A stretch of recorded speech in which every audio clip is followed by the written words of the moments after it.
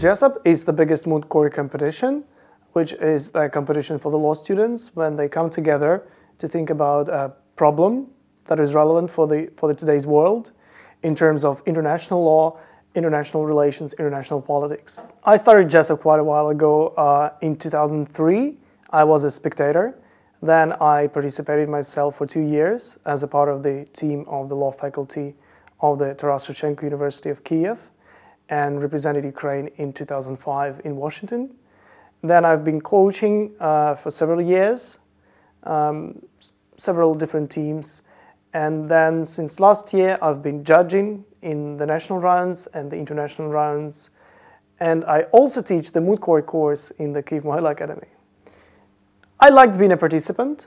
It's a lot of fun. It's a lot of stress. It's a lot of work. As a coach, it's a different role. It involves a lot of thinking because you don't only think for yourself, but you think for your team. You have to choose the strategy. You have to help other people to learn. You have to decide the roles of the team members.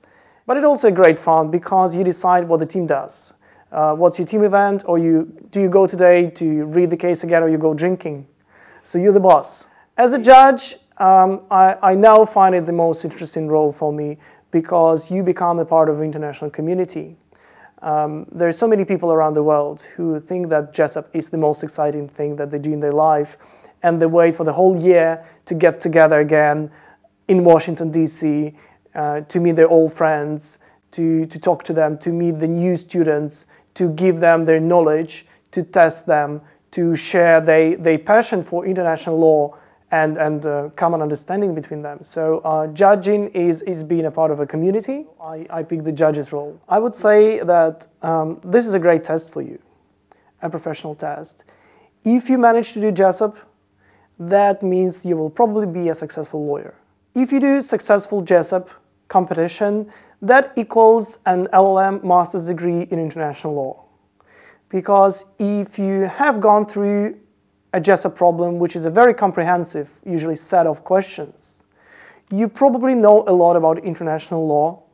You're probably qualified enough to write a big memorial, a lengthy and comprehensive document explaining your legal position. And you also probably qualified enough to argue this position in front of the learned bench of judges and to persuade them. And these are all the professional skills that a lawyer needs. They do hire right at the Jessup Moot Court Competition. It's quite common that the representatives of the teams get the visiting cards from the partners of the law firms, and they get invited for their internship or get a preliminary job offer in the company based on their performance. Jessup is a team competition, so it is very important to select a right team.